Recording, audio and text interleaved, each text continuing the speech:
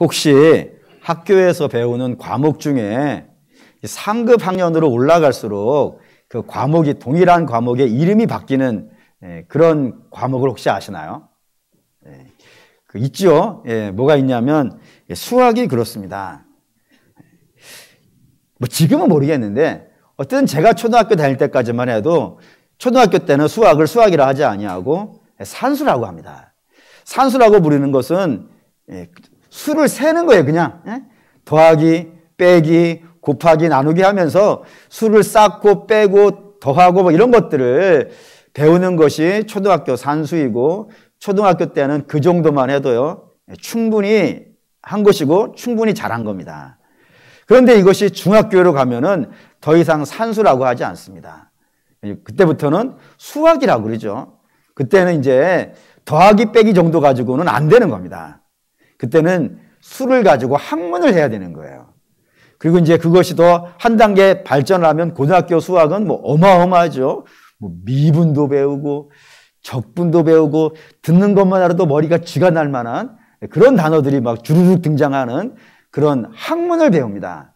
그런데 고등학교 때까지만 해도 수학이지만 대학교에 가면은 그 이름이 다시 바뀌어요. 어떻게 바뀌냐면 문理科대학 같은 경우에는 대학 수학이라고 이름을 바꾸고, 공과대학 같은 경우에는 공업수학이라고 하면서 수학 자체를 가지고 인생을 푼다 이겁니다. 인생의 모든 문제를 다 수학으로 감당하는 그런 역사들이 있다 이겁니다. 이런 식으로 수학이 이렇게 발전해 가는 거예요.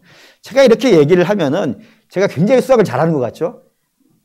여러분들의 상상에 맡기도록 하겠습니다. 어쨌든 수학이 이렇게 되는데, 근데 저기에 셋 중에서 산수와 수학과 뭐 이런 것들 중에서 우리가 일상을 살아가는 데 있어서는 산수 정도면 됩니다. 더하기 빼기 정도 하고 좀 더 많이 하면 곱하기 나누기 정도만 하면은 이 세상을 살아가는 데는 그다지 뭐 큰 문제는 없습니다. 하지만 산수만을 가지고는 그 수학의 기품을 알 수가 없는 거예요. 제가 가르쳤던, 저랑 같이 훈련했던 제자들 중에 수학 선생님들이 몇 분이 있어요. 근데 그 친구들하고 이제 예전에 한번 대화를 나눠보면은 물었죠. 넌 도대체 수학이 뭐가 그렇게 재밌어가지고 수학 선생을 하고 있느냐라고 물었더니 그 친구들 하는 말이 동일한 거예요. 다 뭐라 그러냐면 수학은 정말 재밌습니다라는 거예요. 인생에 이보다 더 재밌는 게 없습니다. 감동이 있고요, 뭐 충격이 있고요, 뭐 놀라움이 있고, 뭐 이런 것들을 막 한참을 얘기를 하는 거예요. 한참을. 그리고 하는 말이 뭐냐면은 한 번 수학의 세계에 빠지면 거기가 그게 최고로 보입니다 라고 이야기를 하더라 이겁니다. 그래서 혼자 뭐라 그랬냐면은 그 얘기 해줬어요. 여러분이 하고 싶은 그 얘기. 근데 수학만 그런 게 아닙니다. 우리의 신앙도 그렇습니다. 우리의 신앙도 그렇습니다. 한번 여러분이 질문 하나 드려볼까요? 예수 믿는 게 뭡니까? 라고 물어보면 어떤 분들은 이렇게 얘기를 해요. 예배 드리는 것, 교회 가는 것, 왜 이렇게 얘기를 해요? 그래서 제가 묻죠. 그게 예수 믿는 답니까? 라고 물어보면 고민을 하는 거예요. 고민을 하다가 그 다음 끄집어낸 답이 뭐냐면 봉사하고요, 섬기고요, 헌금하고요, 뭐 전도하고요, 기도하고요, 이런 얘기를 해요. 그럼 제가 또 묻죠. 그게 예수 믿는 거에 답니까? 라고 얘기하면 정말로 한참을 고민해요. 그리고 한참 고민하고 꺼내놓은 답이 뭐냐면 복 받는 거 아닐까요? 예수 믿으면 복 받는다 그러니까 복 받는 것 아닐까요? 라고 얘기합니다. 여러분에게도 물어보죠. 예수 믿는 게 이겁니까? 물론 예수 믿는 거 안에는 이런 게 들어있습니다. 예배드리고 전도하고 그리고 교회 나오고 봉사하고 헌금하고 기도하고 성경 읽고 있죠, 당연히. 그리고 그거로 인하여서 복 받는 것도 다 있습니다. 하지만 수학으로 말하면 이거는 산수입니다. 처음에 신앙을 시작하려고 할 때, 그때 신앙을 배우기 위해서 그런 것들을 하는 것입니다. 근데 참 안타까운 것은 우리 조국교회는 이 산수를 참 잘 가르친 거예요. 산수를 잘 가르쳐가지고 주일 성수, 우리나라 교회보다 더 잘하는 교회 세 개가 있을까? 헌금, 우리나라 교회인들보다 헌금 더 잘하는 교인들이 있을까? 전도, 기도, 성경 읽는 거, 아마 우리나라 교인들이 아마 세계에서 제일 잘할 겁니다. 그런데 그런 것들을 제일 잘하는데도 불구하고 교회가 왜 점점 힘이 없어져 갈까요? 왜 세상에 손가락질을 받고 있는 걸까요? 건물은 이렇게 화려하고 큰데, 교인들도 많이 모이는데, 그런데 교회의 모습이 이것밖에 되지 않을까라는 생각이 부쩍 들어간다 이겁니다. 산수만 잘해서 그런 거예요. 그보다 한 단계 나아간 수학이 있는데, 더 깊은 처음의 수준에서 한 단계 올라간 그걸 다음 과정을 넘어가야 되는데 그 다음 과정을 넘어가지 못한 그런 안타까움이 우리 조국교회에 있더라 이겁니다. 그런데 오늘 저와 여러분이 읽은 본문 안에는 신앙의 수학이라고 해야 될까요? 한 단계 올라가야져 있는 내용이 있어요. 그게 뭐냐면 거듭남입니다. 예수 믿는 것, 거듭남의 이야기라는 겁니다. 그 거듭남이라는 것이 신앙에 있어서 가장 중요한 가치가 목표가 되어진다 이겁니다. 오늘은 이 얘기를 좀 해야 될 것 같습니다. 일반적으로 예수 안 믿는 사람들, 예수 믿기 전 사람들을 부르는 단어들이 있습니다. 자연인이라고도 하기도 하고요. 또는 불신자이라고도 하기도 하고 성경에는 이방인이라고도 하고 뭐 이런 식으로 불신자들을 부르는 그런 단어들이 있습니다.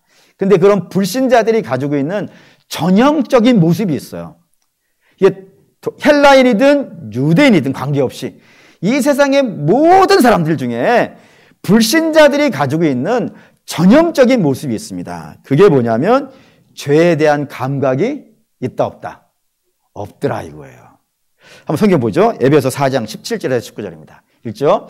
그러므로 내가 나라며 주 안에서 증언하노니 이제부터 너희는 이방인이 그 마음에 허망한 것으로 행함같이 행하지 말라. 그들의 총명이 어두워지고 그들 가운데 있는 무지함과 그들의 마음이 굳어짐으로 말미암아 하나님의 생명에서 떠나 있도다.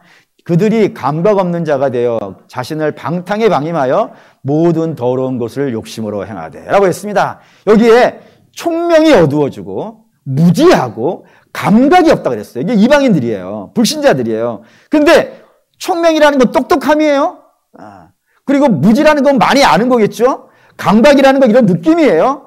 이런 것이 불신자들에게 없더라 이거예요. 그렇다면은 여기에서 말하는 총명이나 무지나 감각이라고 하는 것들이 일반적으로 말하는 그 지식을 말하는 것은요. 아니라 이거예요.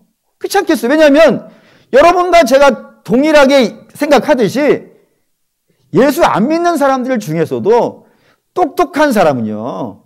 어마어마하게 많아요.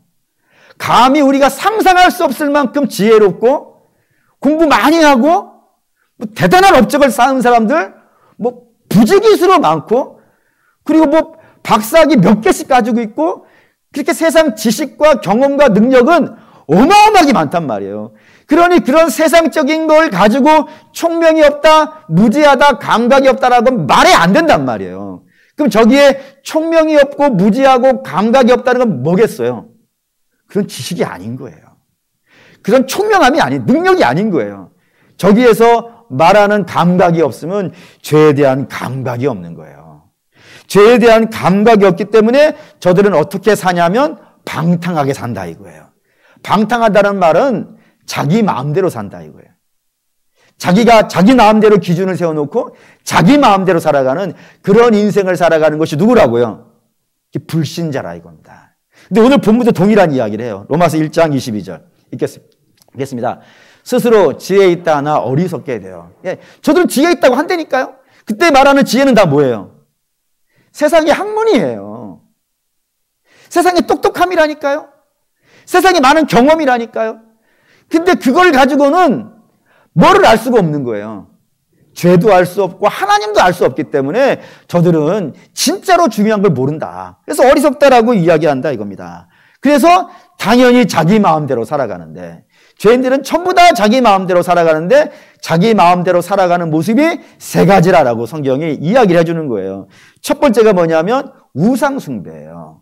우상숭배라는 건 그저 단순하게 뭐 절에 가서 절한다, 이 정도의 작은 개념이 아니에요. 그것도 우상숭배지만 저 우상숭배의 가장 중요한 것은 하나님을 모른다 이거예요. 하나님을 모르니까 다른 거를 신으라고 알고 산다 이겁니다. 그게 불상일 수도 있고요, 그게 돈일 수도 있고요, 그게 사람일 수도 있고요, 그게 자기일 수도 있어요. 그게 자기 마음대로 사는 거예요. 하나님을 섬기고 살아야 되는데, 피조물로서 하나님을 섬기고 살아야 되는데 하나님을 모르고 엉뚱한 걸 섬기고 있으니 그것이 우상숭배라고 하는 것이고, 두 번째는 성적인 타락이라고 되어 있어요. 근데 이 성적인 타락은 단순히 그냥 육체적인 타락만 말하는 것이 아니라 그 안에 있는 마음에 있는 타락까지도 동일하다 이거예요. 마음으로 간음하는 것, 그것까지도 다 포함이 되어져서 성적인 타락이 나타난다라고 되어져 있고, 세 번째는 합당하지 못한 일을 한다입니다. 이 합당하지 못한 일은 좀 여러 가지가 나오니까 좀 보시죠. 성경을 로마서 1장 29절 31절 읽겠습니다. 곧 모든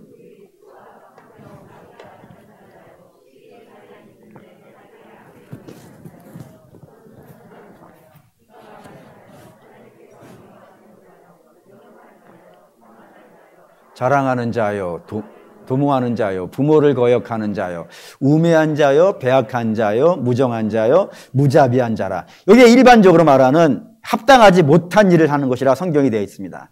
여기는 세 가지가 포함이 되어 있어요. 하나는 뭐냐면 이 땅의 법으로 정죄할 수 있는 게 있어요, 없어요? 있죠. 뭐 살인이나 시닥이나 뭐 이런 것들은 다 이 땅의 법으로 판단할 수 있는 악이에요, 죄예요. 근데 저기엔 보다 더 커요. 더 큰 게 뭐냐면 도덕과 윤리도 들어있어요. 부모를 거역하고 그리고 수군수군대고 뭐 이런 것들은 그보다 더 넓은 일반 법으로는 책망할 수 없지만 더 큰 윤리와 도덕도 들어가요. 근데 성경의 법은 이보다 더 커요. 더 커서 세상의 윤리로 판단할 수 없는 것, 세상의 법으로 판단할 수 없는 것까지 다 묶어가지고 합당하지 못한 일을 한다 이겁니다. 그렇기 때문에 어디게 더 큰 거예요? 성경의 법이 더 커요. 더 큰 법으로 성경이 본다 이겁니다. 그게 죄이고 그 죄에 대해 성경이 묻고 있는 거예요. 이런 삶을 살아간다고요. 근데 이런 삶을 살아가는 것뿐만 아니라 그보다 한 단계 더 나가는 게 있어요. 그게 뭐냐면 이게 나쁜 거예요, 이게 죄예요, 우상숭배가 죄고 성적인 타락이 죄고 합당하지 못한 일을 하는 게 죄예요 라고 이야기를 하면 사람들에게 나오는 반응이, 불신자에게 나오는 반응이 두 가지가 있다 이겁니다. 그 첫 번째가 뭐냐면 로마서 1장 32절 읽겠습니다. 그들이 이 같은 일을 행하는 자는 사형에 해당한다고 하고 하나님께서 정하심을 알고도 자기들만 행할 뿐 아니라 또한 그런 일을 행하는 자를 옳다 하느니라 라고요. 이게 첫 번째 반응이에요. 그러니까 죄를 인정을 안 하는 거예요. 성경에 이게 죄야 라고 얘기하면은 불신자들은 그 죄를 인정을 안 해요. 그래서 그게 죄라고 인정하지 않기 때문에 남도 하라고 그러고 자기도 하고 막 그러고 있단 말이에요. 이런 모습을 가지고 있는 것 첫 번째고, 두 번째 모습이 로마서 2장 1절이에요. 읽겠습니다. 그러므로 남을 판단하는 사람아, 누구를 막론하고 내가 핑계하지 못할 것은 남을 판단하는 것으로 내가 너를 정죄함이니 판단하는 내가 같은 일을 행함이니라 라고요. 두 번째 모습은 죄는 인정을 하는데 그 죄를 인정을 하는데 이 죄를 누구 거라고 한다고요? 내 거라고는 안 한다 이거예요. 내 죄라고 하진 않고 저 사람이 그래, 이 사람이 그래 하면서 항상 남을 정죄해요. 그런 모습을 가지고 있는 것이, 죄를 이야기해주면 반응이 저렇게 나온다 이거예요. 근데 이게 다가 아니라 이겁니다.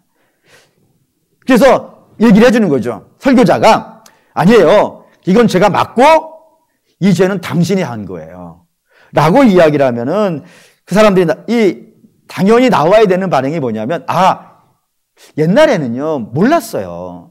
옛날에는 그게 죄인지 몰랐고요, 옛날에 이게 내 죄인지도 몰랐어요. 근데 목사님께서 알려주시니까 이제 알겠어요 라고 하면서 죄에 대해서 인정을 하고 회개해야 되는 것이 마땅하지 않겠습니까? 그런데 그들은 그렇게 반응 안 해요. 2장 5절, 로마서 2장 5절 읽겠습니다.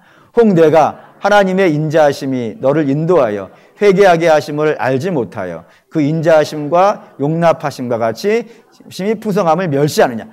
다만 내 고집과 회개하지 아니한 마음을 따라 진노의 날 곧 하나님의 의로우신 심판이 나타나는 그날에 임할 진노를 내게 쌓는다. 뭐라고 한 거냐면 그 죄예요 라고 얘기하면 알아들었어요 라고 하는 게 아니라 화낸다고요. 화낸다고요. 하나님 멸시한다. 뭔 말도 안 되는 소리 하냐고 막 화를 낸다고요. 그리고 나서도 끝까지 고집까지 부린다 이거예요. 고집까지 부리면서 자기 죄를 인정을 하지 않는다 이겁니다. 근데 이게 다가 아니에요. 다음에 로마서 2장 8절이에요. 이제 8절 읽겠습니다.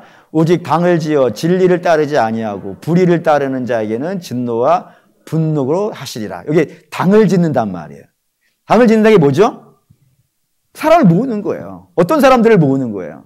자기 같은 사람들. 자기가 어떤 사람이에요? 죄를 인정하지 아니하고 죄 이야기하면 분노하고 그리고 고집 부리고 이런 사람들, 하나님을 대적하는 사람들을 모아가지고 같이 덤비려고 하는, 같이 싸우려고 하는 그런 모습을 보이더라 이겁니다. 이 모습이 출애굽기에 등장하는 바로의 모습이 딱 이 모습이에요. 하나님께서 모세를 통하여서 바로를 꾸짖는 거예요. 꾸짖으면은 내가 잘못했습니다라고 인정하고 하나님 앞에 굴복하고 하나님이 백성들 내놓으라고 했으니까 내어드려야 되는 게 마땅하지 않겠어요. 근데 바로 어떻게 하냐면 출애굽기 7장 14절입니다. 있죠? 여호와께서 모세에게 이르시되 바로의 마음이 완강하여 백성 보내기를 거절하였다고. 완강하다고요. 고집 부린다고요. 하나님 말씀 앞에 고집 부린다고요.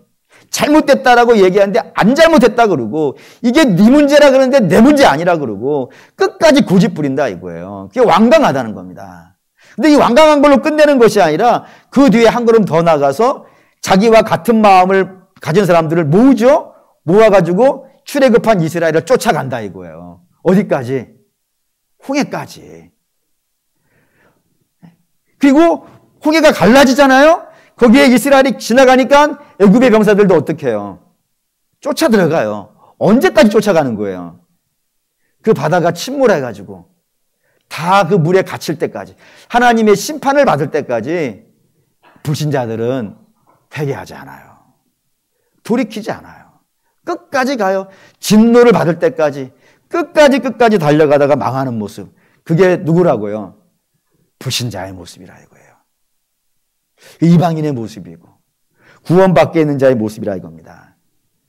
그럼 신자는 어떨까요? 신자는 어떤 모습을 가지고 있을까요? 물론 신자도 그 출신은 어디겠어요? 죄인이죠. 이방인이고 자연인이에요. 다 죄 아래 묶여져 있는 것으로 출발했어요. 근데 신자의 다른 점은 뭐냐면 아까 불신자는 죄에 대한 감각이 있다 없다? 없다 그랬어요. 그러면 당연히 신자는 그 죄에 대한 감각이 있다 이거예요. 이게 다른 거예요. 어떻게 그 감각이 생겨난 거예요? 그 감각이 생긴 거는 우리 예수님과 더불어서 죽었고 또한 예수님과 더불어 살았기 때문에, 다시 말해서 살았다 이거예요. 살았다고. 예수님의 은혜로 말미암아서 그 영혼이 살아났다. 육체가 죽은 게 아니지 않습니까? 육체가 죽었다가 부활하는 것은 우리 주님 다시 오실 날 그렇게 될 것이고, 지금의 우리의 상태는 영이 죽어 있었는데 그 죽었던 영이 예수 그리스도로 말미암아 살아났다 이거예요. 살아났으니까 반응이 있겠어요 없겠어요? 반응이라고 하는 건 산자가 하는 거예요. 죽은 시체는 발로 걷어찬다고 해가지고 움직이지 않아요. 여러분, 지렁이가 밟으면 꿈틀하는 이유가 뭐예요? 살았기 때문에 그런 거예요. 그러니까 산자는 반응해요. 산자는. 그러니까 산자는 영이 살아났으니까 영이 살아난 자는 죄에 대해서 반응을 해요. 그러니까 영이 살아난 것이 거듭남이고요. 그 영이 살아났기 때문에 이제부터 죄에 대해서 반응을 할 수 있는 존재로 바뀌어진 거란 말이에요. 그게 거듭남의 이야기라 이겁니다. 이게 우리의 노력으로 된 게 아니란 말이에요. 죽어있는 자가 어떻게 우리의 노력으로 영을 살려내겠어요? 예수 그리스도의 그 십자가의 보혈이 우리를 죄에서부터 건져내셨고 그리고 사망에서부터 건져내셨기 때문에 이제 우리는 죄에 대해서 반응할 수 있는 그런 단계가 되었다 이겁니다. 그리고 죄에 대해서 반응할 수 있게 되었으니까 당연히 나와야 되는 반응들이 있겠죠. 뭐 아궁이 속에다가 나무 집어넣고 불 떼면 굴뚝에서 뭐가 나오는 거예요? 영지에 나오듯이 우리가 존재가 바뀌었기 때문에 반응이 나오는데 그 죄에 대한 반응이 첫 번째가 뭐냐면 이거예요. 로마서 2장 6절 읽겠습니다. 하나님께서 각 사람에게 그 행위대로 부응하시되라고 했어요. 다시 말하면 하나님이 너 벌 줄 거야 라고 얘기한 거예요. 이렇게 얘기할게요. 여러분들이 부모님이에요. 부모님이 자녀에게 자녀가 잘못한 일이 있어요. 그 자녀에게 너 나 혼내줄 거야. 너는 너 각오해 라고 이야기하면 자녀가 어떻게 반응해 주길 원해요? 마음대로 하세요? 이렇게 반응하기 원하세요? 뭐 택도 없는 소리 하지 마세요. 이렇게 반응할 것이 아니라 잘못했습니다라고 반응해야 마땅한 거 아니겠어요? 맞죠? 네. 하나님이 너 심판할 거야 라고 얘기하면 하나님의 자녀는 뭘로 반응해야 되겠어요? 좀 회개가 나와야 돼요. 회개가 자연스럽게. 그러니까 회개라는 것은 여러분들을 고통스럽게 하고 아프게 하고 짜증나게 하고 힘들게 하기 위해서 또 여러분들을 정죄함을 통해서 제 밑에 깔아놓으려고 그러는 것이 아니라 산자가 하는 반응이에요. 죽은 자는 절대로 회개하지 않아요. 산자만 해요. 로마서 2장 4절 읽겠습니다. 혹 내가 하나님의 인자하심이 너를 인도하여 회개하게 하심을 알지 못하여 그의 인자하심과 용납하심과 길이 참으심이 풍성함을 멸시하느냐 이거예요. 하나님이 길이 참아주시고 인자를 베푸시는 이유가 뭐를 하게 하기 위해서요? 회개하게 하기 위해서. 그렇게 하려고 하는데 이 불신자들은 그 인자하심과 용납하심에 대해서 그 참으심에 대해서 그 풍성하심에 대해서 멸시한다 이거예요. 그 반면에 신자 되어진 자, 거듭난 자는 저 인자하심과 용납하심과 길이 참으심과 그 풍성함의 은혜를 입어가지고 마땅히 회개의 반응을 내놔야 된다 이거예요. 그게 자녀된 자, 거듭난 자가 마땅히 나타내야 되는 첫 번째 반응이라 이겁니다. 아멘이 됩니까? 예. 근데 이 반응이 첫 번째라 그랬으니까 첫 번째 뒤에 또 있겠어요, 없겠어요? 있어요. 그러니까 회개로만 끝내면 안 된다 이거예요. 회개했으면 그 회개 뒤에 나와야 되는 반응이 연속되어져 나오는 거예요. 주께서 우리를 십자가로 구원하셨어요. 구원하신 자는 거듭난 거예요. 거듭난 자는 죄에 대한 반응이 생겨요. 감각이 생겨요. 감각이 생겼기 때문에 죄에 대해서 회개할 수 있어요. 회개하면 당연히 그 다음에 나와야 되는 반응이 있다 이거예요. 그게 뭘까요? 회개를 했어요? 회개로 땡? 아니라 이거 회개했으면 그 뒤에 회개에 합당한 열매가 나와야 된다 이거예요. 존재가 바뀌었으니까. 그 열매가 모두 5가지가 오늘 등장하는데 그 5가지가 로마서 2장 7절에 있어요. 2절 7절 읽겠습니다. 참고 선을 행하며 평강과 존귀와 썩지 아니함을 구하는 자에게는 영생으로 하시고 그랬어요. 이게 5가지인데 내용적으로 구분하면 2가지로 딱 구분되어져요. 하나는 영적인 것이 있고 또 하나는 육적인 것이 있어요. 육적인 것은 이런 겁니다. 참고 선을 행하고 이건 육적인 것들이에요. 반면에 영광과 존귀와 썩지 아니함은 이건 영적인 것들이에요. 이 2가지의 열매가 회개한 자에게는 나타난다 이겁니다. 뭔데 나타나는가? 좀 영적인 것부터 한번 볼게요. 첫 번째 영광이라고 되어 있어요. 영광. 영광이라는 단어가 헬라어로 독사라고 불리는 단어입니다. 그런데 이 독사라고 불리는 영광이라는 헬라어는 성경에 딱 한 가지 의미로만 써요. 딱 한 가지 의미. 그게 뭐냐면 하나님의 영광이에요. 그러니까 하나님의 영광을 구해요. 불신자는 달라요. 불신자에게도 영광이 있죠. 그때 그들은 어떠한 영광을 구해요? 자기 영광을 구하지. 그래서 불신자들에게 당신의 소원이 뭡니까? 라고 물어보면 뭔 얘기해요? 잘 먹고 잘 사는 이야기해요. 행복을 이야기한다니까요. 왜 그거밖에, 내가 잘 되는 거 외에는 다른 감각이 없어요. 영이 죽어있기 때문에 영적인 감각은 전혀 나올 수가 없고 오로지 자기 육체의 감각만 살아있기 때문에 잘 먹고 잘 사는 것, 편안한 것, 뭐 이런 것들만 추구하는 인생이 되어진다 이겁니다. 오매불망. 그래서 잘 먹고 잘 사는 그거 하나를 이루기 위해서 먹는 것도 안 먹고 입는 것도 안 입고 자는 것도 안 자고 죽어라 고생하면서 자기 영광을 구한단 말이에요. 그런데 거듭난 자, 그래서 죄에 대해서 회개한 자는 회개의 열매가 맺혀지는데 그때 맺혀지는 열매는 자기 영광을 구하는 것이 아니고 무슨 영광을 구한다고요? 하나님 영광을 구한다 이거 달라졌다 이거예요. 그래서 우리 주님께서 신자에게 알려주신 기도가 있어요. 그걸 뭐라 그러죠? 주기도라 그래요.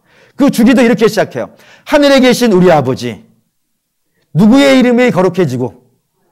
아버지의 이름이에요. 내 이름이 창대해지는 게 소원이 아닌 거예요. 그게 필요 없는 게 아니에요. 내 이름 알릴 수 있으면 알려야죠. 근데 그 중요한 게 아니에요. 정말 중요한 것은 하나님의 이름이 이 땅에서 거룩해지는 거예요. 뿐만 아니라 하나님의 나라가 여기 임하고 하나님의 뜻이 하늘에서 이루어졌던 그 하나님의 뜻이 하늘에만 있으면 안 돼.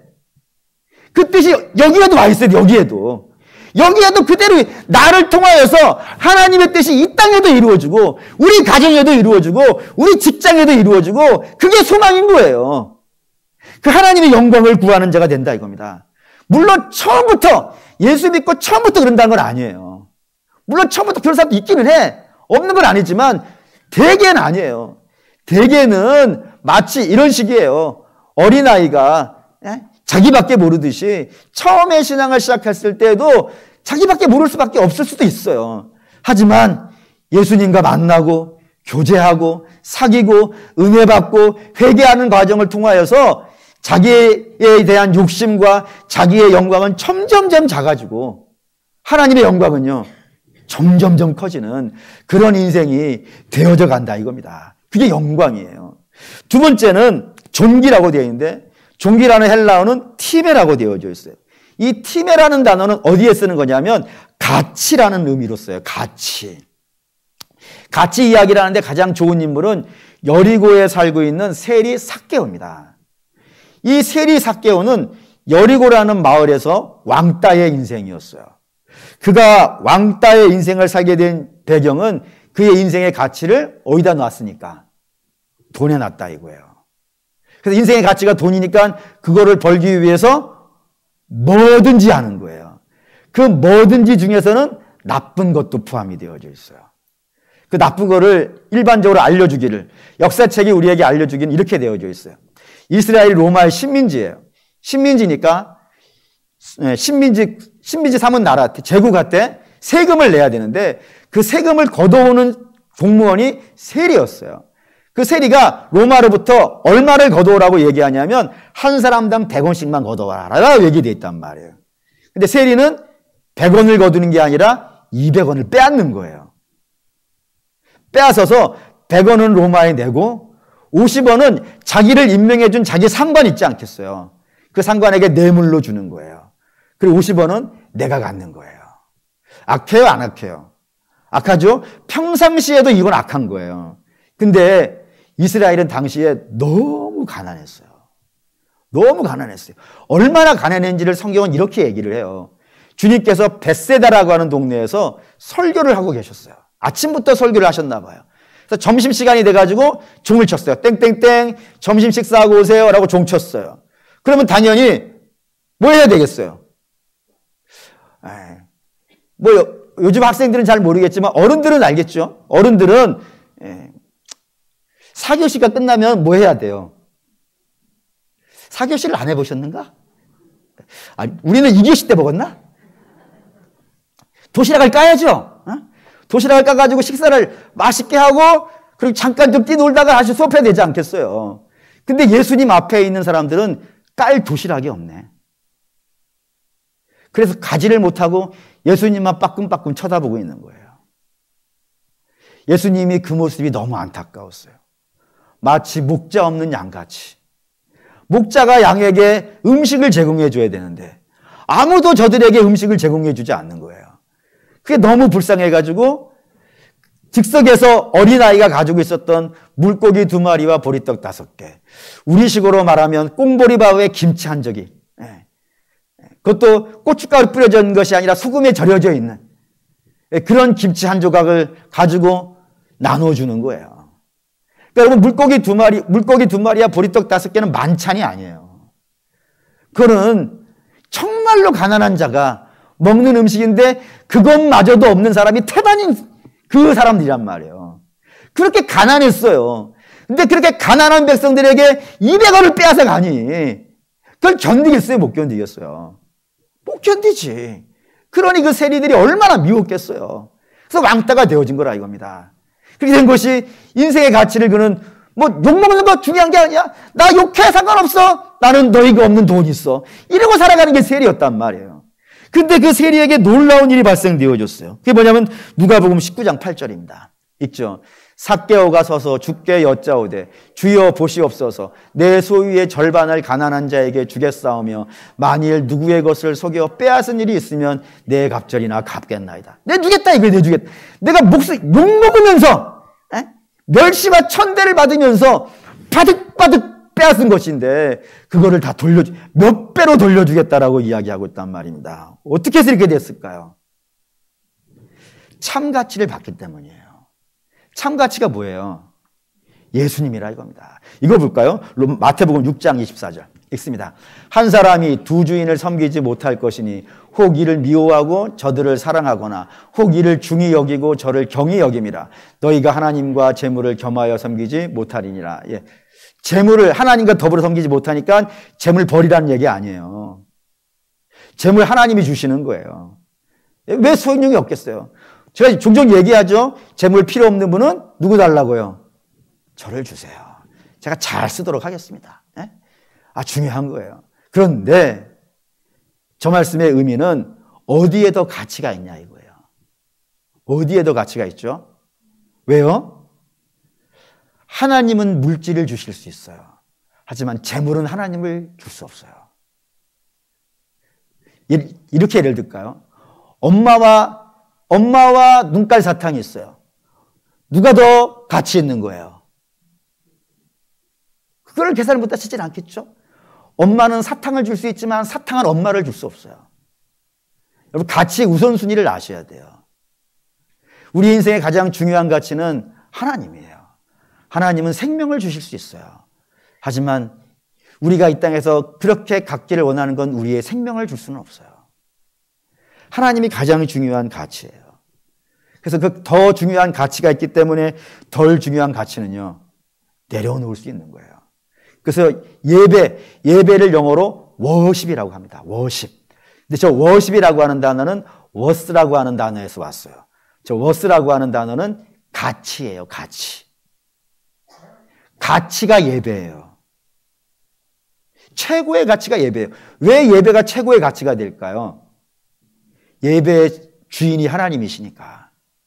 하나님이 최고의 가치니까 그 예배를 드리기 위해서 나의 가치를 포기하고 오는 것이 예배라 이겁니다. 그러니 예배의 가치를 아는데 시간이 있으면 예배를 드리고 시간이 없으면 예배를 못 드리는 건 예배가 가치가 아니죠. 그건 짜투리지. 그건 예배가 아닌 거예요. 그러니까 예배는 다른 걸 버리고 와야 돼요. 버리고 와서 예배하는 게 가치예요. 그런 인생이 되어졌다 이겁니다. 그런 인생이 되어지는 것, 그게 존귀예요. 세 번째는 썩지 아니함입니다. 여러분 세상에 썩지 않는 게 뭐가 있을까요? 물질 중에 썩지 않는 게 있을까요? 음식 뭐 당연히 썩는 것이고 물질도 썩어 없어져요. 언젠가는 썩어 없어져요. 상문도 썩어 없어져요. 어제의 그 대단했던 학설이 오늘은 폐기 처분되어지는 게 얼마나 많은지 몰라요. 지금은 사람이 이게 최고의 지식이야 라고 말하는 건 앞으로 100년, 200년 뒤에도 그게 지식이 될지는 모르겠어요. 다 이 세상에 있는 모든 것들은 한때 쓰이고 한때 없어지는 것들이야 이겁니다. 다 썩어 없어지는 거예요. 근데 썩지 않는 게 있다 이겁니다. 썩지 않는 게. 변하지 않는 게 있다고요. 그걸 일반적으로 뭐라고 얘기하나요? 변하지 않고 썩지 않는 것. 진리예요, 진리. 진리는 변하지 않고 썩지 않는 것입니다. 그러면 뭐가 진리냐 이거예요. 성경 봅시다. 베드로전서 1장 25절 읽겠습니다. 오직 주의 말씀은 세세토록 있도다 하였으니 너희에게 전한 복음이 곧 이 말씀이니라 라고요. 진리가 뭐냐면 복음이라 이겁니다. 복음이 진리라고요. 복음이 뭐예요? 우리 예수님이 우리를 위해 죽으셨다는 거예요. 그게 진리고 그 사랑은 변하지 않는다 이거예요. 그래서 여러분 사랑하는 우리 믿음의 성도 여러분, 신자는 저거 붙잡고 신앙생활을 하는 거예요. 복! 우리가 예수 믿으면 받는 복이 있어요. 여러 가지가 있어요. 뭐 생명의 복도 있고, 또 뭐 물질의 복도 있고, 뭐 여러 가지가 있어요. 뭐 병도 나을 수 있고, 자녀가 좋은 데 갈 수도 딱 많이 있어요. 그런데 우리는 그거 붙잡고 안 한다 이거예요. 그거는 주시면 감사하는데 안 줘도 상관없는 거라 이거예요. 왜냐면 그 변하는 거니까. 썩어지는 거니까. 우리가 붙잡는 건 딱 하나예요. 뭐 때문에 신앙생활 하냐면 하나님의 아들이 우리를 위해 죽이셨다는 겁니다. 그거 붙잡고 신앙생활 하는 거예요. 근데 이거 붙잡고 신앙생활 하는 거, 이게 영적인 거예요. 썩지 않는 거, 변하지 않는 거 붙잡고 하는 겁니다. 이 영적인 것이고, 네 번째부터는 육체적인 것인데, 그 참다라고 먼저 나왔어요. 참다. 네 번째는 참다. 이걸 헬라어로 휘페메노라고 불러요. 근데 저 휘페메노라고 하는 단어는 두 단어가 합쳐진 겁니다. 먼저는 휘프라고 하는 단어는 뭐뭐 밑에라는 단어고, 메노라고 하는 단어는 거한다라는 거예요. 그러니까 휘페메노는 누구 밑에 거한다는 거예요. 이걸 어떻게 하면 설명하면 좋을까 생각해가지고 나름대로 한 세 가지 내용을 설명을 드릴게요. 첫 번째는 효도할 때 그 효자 아시나요? 저 효자가 두 단어가 합쳐진 거예요. 하나는 늙을 노자하고 또 하나는 아들 자자예요. 저 늙을 노자는 누구를 상징하는 거겠어요? 부모예요, 부모. 그리고 아들 자자니까 당연히 이건 자식이에요.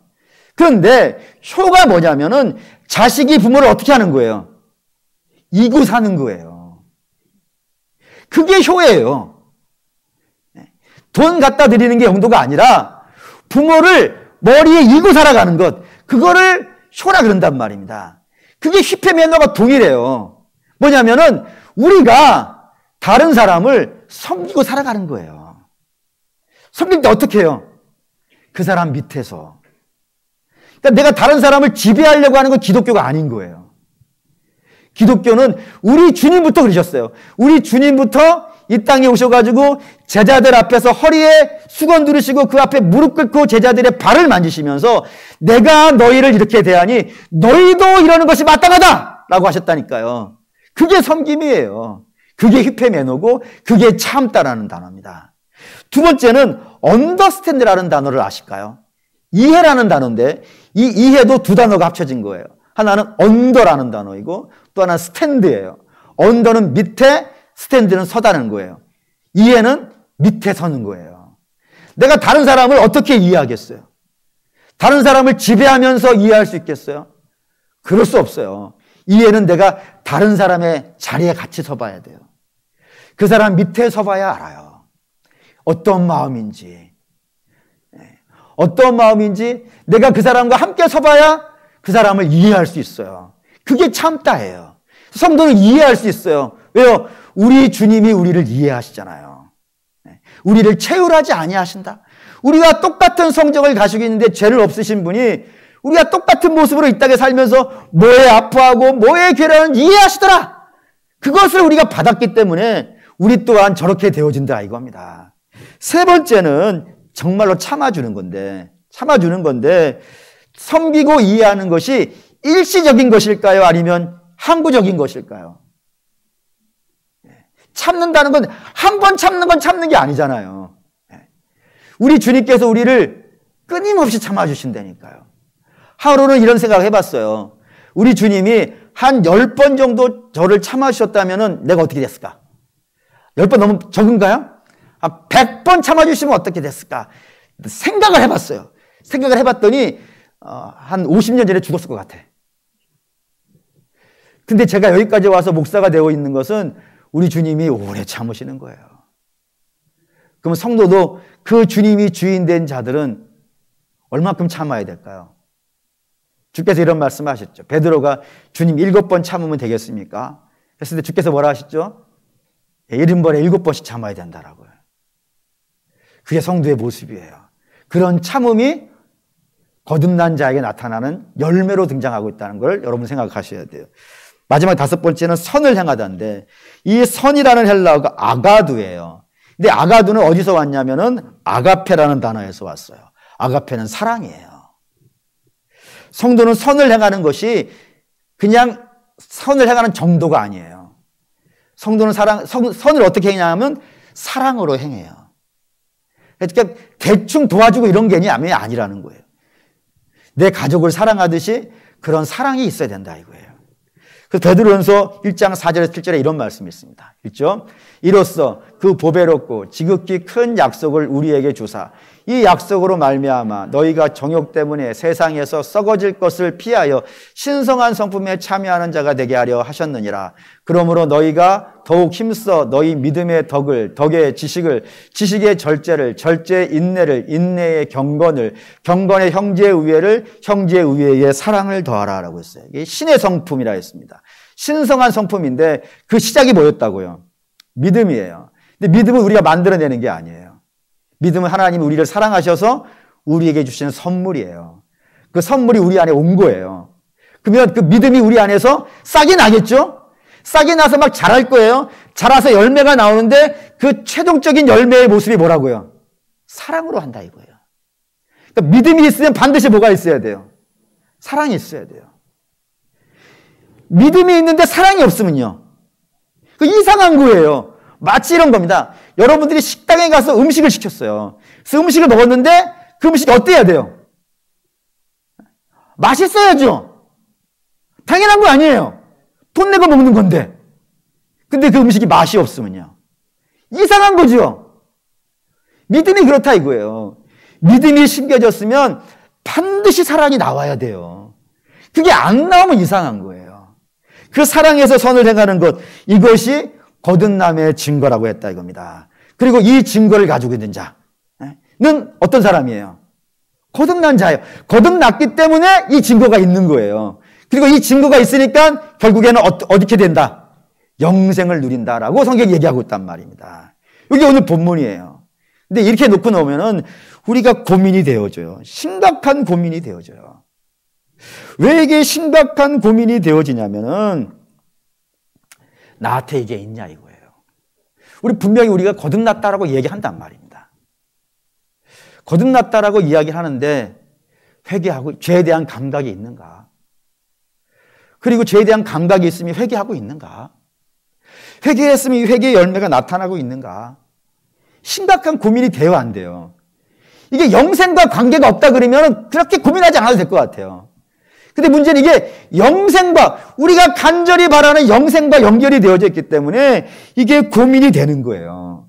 그런데 이 시대의 문제는 뭐냐면 이 고민을 안 하는 거예요, 지금. 예수를 믿는다고 하면서 이 고민을 안 하고 그냥 예수 믿는 거를 교회 다닌다, 예배 드린다, 봉사한다, 뭐 헌금한다, 전도한다, 기도한다 몇 가지로 대체해버렸단 말이에요. 이게 얼마나 심각한 문제인지 아시겠어요? 왜 이게 심각한 문제냐면 우리가 다 했단 말이에요. 이미 예배 왔잖아요. 교회 왔고 봉사하고 있잖아요. 다 했단 말이에요. 그러면 남은 건 뭐밖에 없어요? 복밖에 남은 게 없잖아요. 그 사람에게 복 달라고 하는데 안 주시니까 맨 하나님과 트러블만 생기고 있는 상황이란 말입니다. 그리고 세상 앞에서는 예수 믿는 사람들은 이기적이고 기복적이고 자기밖에 모르는 그런 사람이 되었단 말이에요. 다 했는데 하나님이 안 주시니까. 근데 사랑하는 믿음의 성도 여러분, 산수는 수학이 아니라 했어요. 산수는 수학을 하기 위한 준비 과정이에요. 그리고 산수를 해서는 대학에 갈 수 없고 산수로는 수학의 묘미를 누릴 수 없어요. 신앙도 마찬가지랍니다. 교회 다니는 것, 예배 드리는 것, 그 정도로 여러분들의 신앙을 끝내면 안 되는 거예요. 그거 신앙생활을 하기 위한 필수 훈련 과정이에요. 그거 없이는 다음을 넘어갈 수가 없어요. 산수를 못하고는 수학에 갈 수가 없어요. 그것처럼 우리가 예배 드리고 성경 읽고 기도하고 이거 필수 기초 과정이에요. 반드시 해야 되는 거예요. 근데 그걸로 끝내시면 안 돼요. 그걸로 끝내시면 안 되고 그거 넘어가서 이제는 내가 진짜로 거듭난다를 고민해 보셔야 돼요. 고민해 보셔야 돼요. 거듭난 자에 나타나는 특징, 죄에 대한 감각이 있고 그 죄에 대한 감각이 있으니까 회개할 줄 알고 회개했으니까 합당한 열매가 맺혀지는 그것들에 대해서 고민을 해보셔야 된다 이거예요. 근데 이 고민을 안 하고 대충 넘어가 버렸기 때문에 우리의 신앙이 약해져 버렸단 말입니다. 그로 사랑하는 믿음의 성도 여러분, 고민해 보세요. 이런 걸 점검해 보세요. 성경에는 이걸 시험해 보라고 그랬어요. 시험해 보세요. 그리고 이때까지 고민 안 해보셨다면 이제는 하셔야 돼요.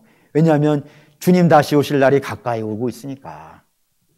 우리는 우리의 신앙을 우리 제대로 믿고 있는가 한번 잘 점검해 보셔야 돼요. 그래서 죄에 대한 감각이 없다 그러면 오늘 이 설교가 여러분들의 감각이 시작되는 역사가 있기를 바랍니다. 설교를 준비하면서 제가 회개를 했어요.